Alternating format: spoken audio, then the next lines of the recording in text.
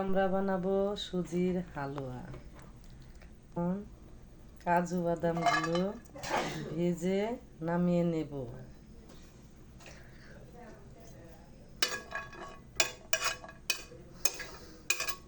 সুজিগুলি ভেজে নেব।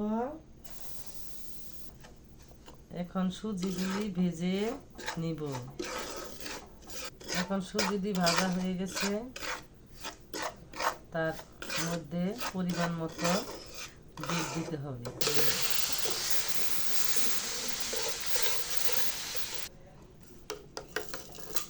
এখন দিয়ে দিব পরিমাণ মতো চিনি।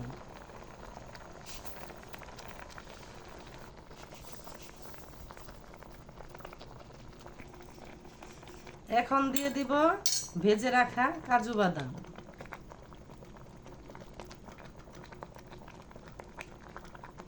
হালুয়া হয়ে গেছে, এখন নামিয়ে ফেলবো।